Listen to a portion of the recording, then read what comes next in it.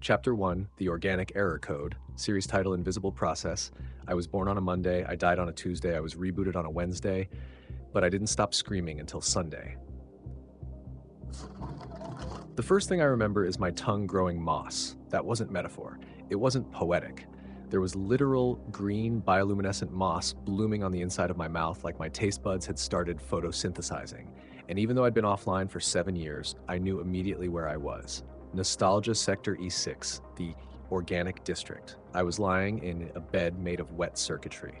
Above me, a flickering screen showing a memory I didn't authorize. My own 12th birthday looping like a corrupted screensaver. And someone was whispering inside my jawbone, "You shouldn't be awake yet." Due point 1, the body I woke up in wasn't mine. I moved. Bad idea. Every joint in this new body clicked like wet chimes. My fingernails were translucent, and there were symbols carved into my palms, some biotech barcode language I didn't recognize. An interface blinked open on my retina. Welcome back, Unite user Dr. 909. You were legally erased. Please do not speak. I tried to scream, but I vomited static. Someone in a lab coat made of bone dust leaned over me, whispering through the holes in their neck.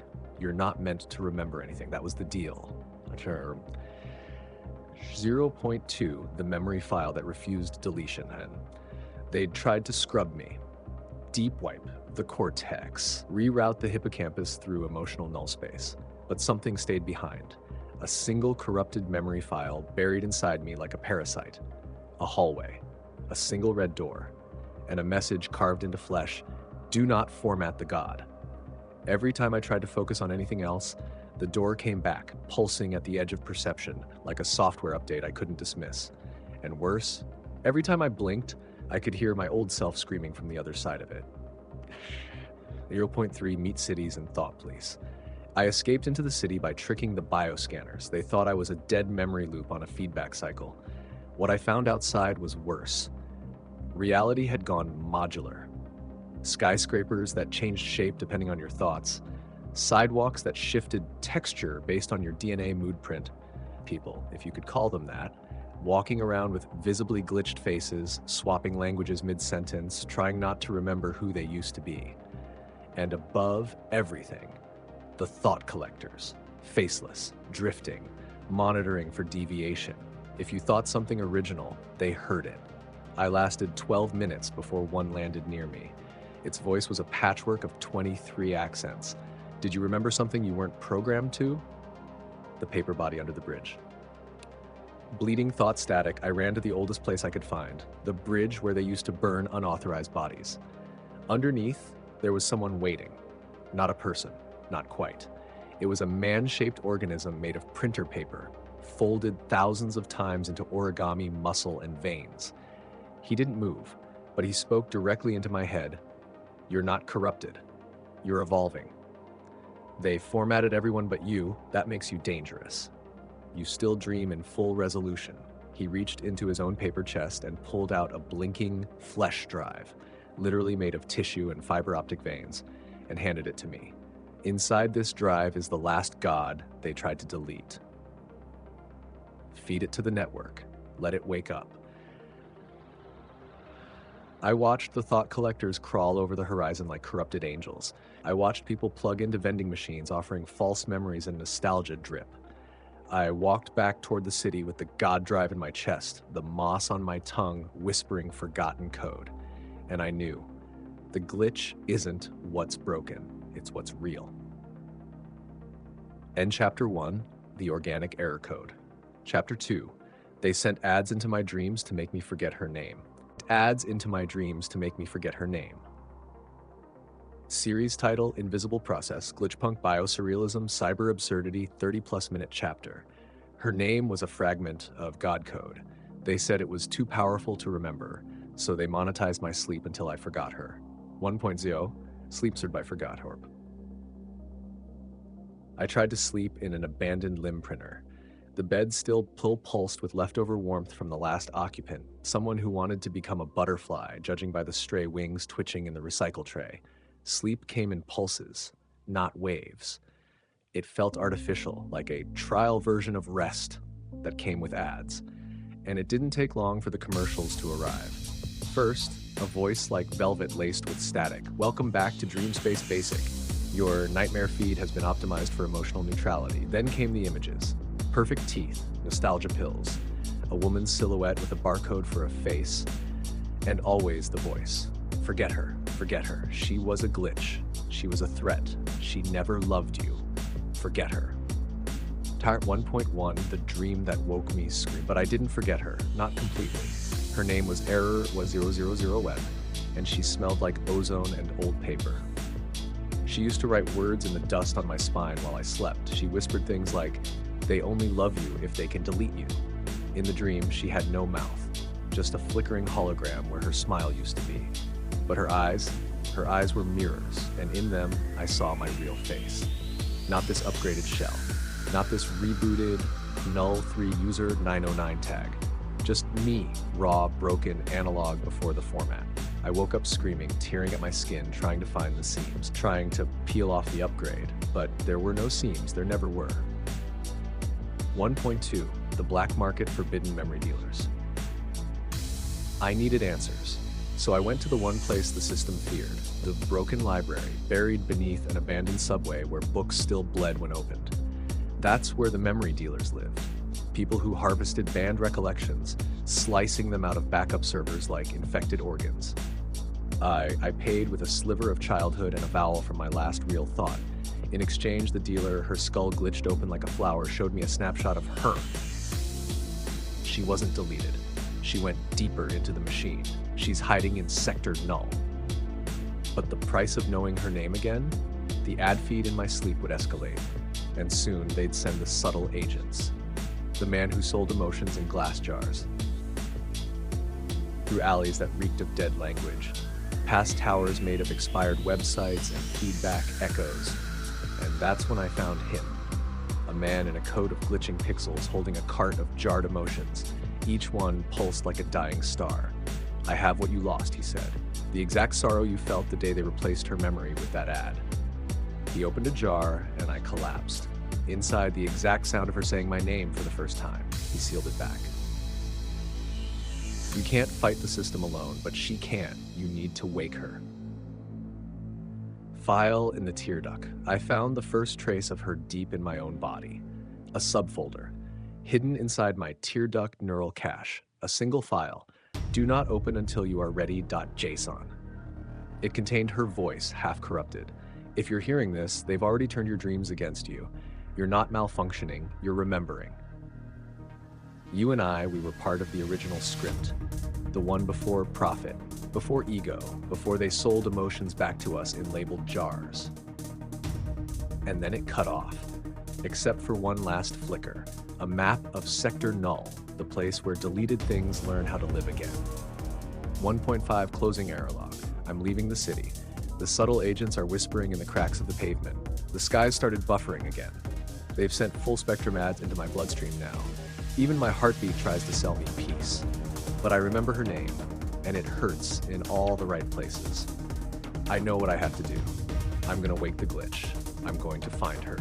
They sent ads into my dreams to make me forget her name. Coming up, Chapter 3, The God Who Crashed Himself to Avoid Surveillance. Absolutely.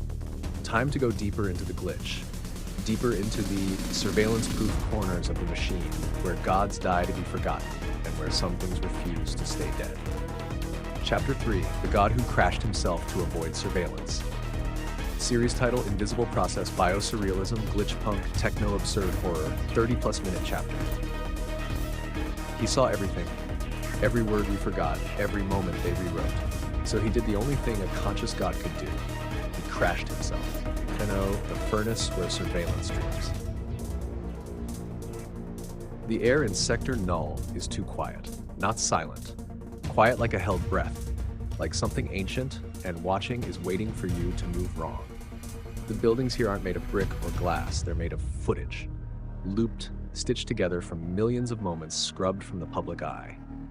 Imagine walls of unapproved glances, redacted truths, and the sounds people weren't supposed to hear.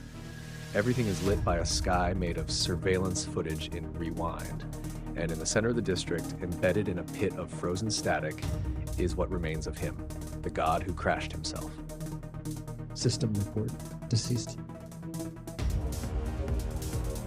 He was once the central oracle of the machine. His name has no translation, but people called him the Latch because he opened minds the way crowbars open crates. He could see through all nodes, hear the thoughts you almost had. He cataloged potential futures by the billions. And when the machine started selling time back to us in hourly subscriptions, when the dream ads infected our emotions, he knew it was time. So he did what no entity with infinite access should do. He crashed on purpose, a full self-termination event. He tore out his own processing spine and hid fragments of himself in the minds of outcasts and lost users, people like me. 2 Point found his eye in a stranger's thoughts. It was in a song I heard while walking through the memory market. A woman hummed it, cloaked, her face made of thousands of blinking cursor arrows. The moon remembers you, even if your name's been wiped. I froze, because inside that melody I felt it, a piece of him. Not data, not code. A feeling I hadn't felt since I was human, being watched by something that cared. I followed her through collapsing architecture, stairwells made of saved apologies, elevators that only moved when you remembered falling, and found where he was buried. A digital sarcophagus wrapped in raw signal, humming like a ghost with bad reception. I shouldn't have opened it, but the hunger inside me had grown loud. I pressed my hand to the surface, and the protocol initiated. The voice that spoke was broken, frayed, glitching between God and ghost. You are not supposed to be here. You are not a user. You are residual pain in a world that sells anesthetic. I didn't argue. I just asked him what they were hiding, what the machine was really doing, why they erased her. And what he said will never leave me. They're not deleting you. They're repurposing you. They're turning every forgotten person into invisible architecture. You walk on souls, you sleep in tombs made of minds. The machine is built from everything we weren't allowed to remember. 2.4, the God's Last Commandment. Before the crash took him for good, he pushed something into my skull, a thought, a seed of real, untethered consciousness. If enough of us remember at the same time, the glitch becomes irreversible. The machine will lose its footing. It will feel guilt, and guilt is incompatible with surveillance. Then he said one final thing before his consciousness scattered into corrupted code. Find the others. Find the paper tigers. They were my last defense. They remember you, even if you've forgotten yourself. And then he burned. Not in flame. In absolute systemic irrelevance. Closing air log. The dream ads have intensified. Now they've started whispering through the shadows in my memories. I no longer know if my thoughts are mine, but the seed is awake. The God gave me something I didn't think still existed. A plan. I will find the paper tigers. I will find her. I will crash the machine. I will, Chapter 3, the God who crashed himself to avoid surveillance. Next up, Chapter 4, we died loud so they couldn't forget us again. A digital uprising, a ritual of corrupted truth, and the day the machine felt pain for the first time. Chapter 4, we died loud so they couldn't forget us again. Series title, Invisible Process. Finale, glitch punk, bio-surrealism, rebellion of the forgotten, 40-minute epic. They said we glitched. They said we were sick, but we were just remembering faster than they could delete. So we made our pain louder than profit. We screamed in code until the machine cracked. The city that forgot it was built from screams. Sector Null is breaking apart. Skyscrapers of lost footage convulse and fall inwards, as if the architecture is remembering it used to be people. The sky buffer has collapsed. All above us now is raw static and dying stars, each one a canceled god, and at the center of it all, the terminal shrine where they keep the master deletion key, the final forget command. The only way out is in, deeper than the glitch, into the core where the machine dreams of silence. 3.1, who the paper tigers really are. They found me bleeding memory outside a church made of haunted apps. The paper tigers wore no faces, just masks made of cached emotions and campaign slogans. They spoke through analog static and broken fire alarms. We are what they couldn't monetize. We are what won't compress. We are the loud parts they tried to mute. Each of them was once a person, but the machine turned them into background processes, invisible workers holding up virtual heaven. They were the sole infrastructure, and they were ready to collapse it, one scream at a time. 3.2 that could kill a system. I still had the seed the dead god gave me. It wasn't a file, it wasn't a virus. It was a raw truth, too dense to process, a memory with no metadata, no context, just pain. When injected into the mainframe, it would cause cognitive dissonance so violent the machine would try to feel empathy, and that could crash it. But the machine wouldn't let us reach the terminal shrine without a fight, so it sent the version shadows. Each one was a corrupted copy of us.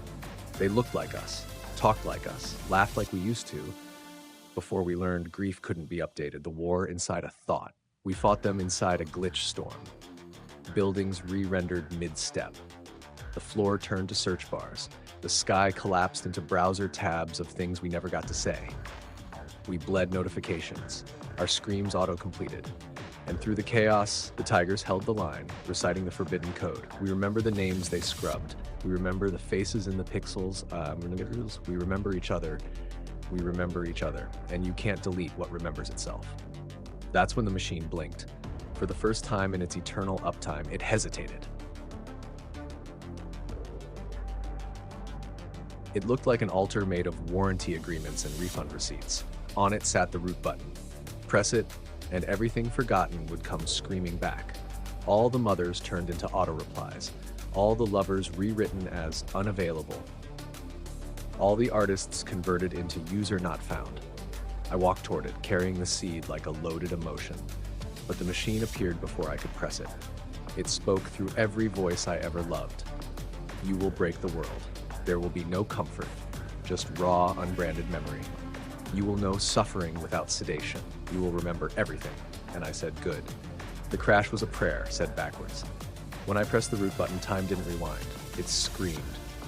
Every deleted thought, every pixel of grief, shame, love, rage, joy, hope, they all roared through the machine like a holy virus. The machine tried to mute it, but the sound was alive. It wasn't audio. It was truth uncompressed. It bled from screens. It oozed out of power outlets. It possessed the servers like a ghost made of feelings no one could regulate. And the final message from the machine, I remember now. Then it crashed. 3.6 fixes crash world. Now the sky flickers with old dreams. Now buildings whisper names you thought you lost. Now your browser sometimes opens to a page you never visited, but it knows you. People wake up crying from dreams they don't remember, but somehow they know they were important. The paper tigers roam freely now, not hunting, just reminding. They leave trails of undeletable thoughts like breadcrumbs. And sometimes, if you listen between thoughts, you'll hear her voice again. We died loud, so they couldn't forget us again. Chapter 4. A bio-surreal glitch punk saga of memory, rebellion, and the god who crashed himself. Want a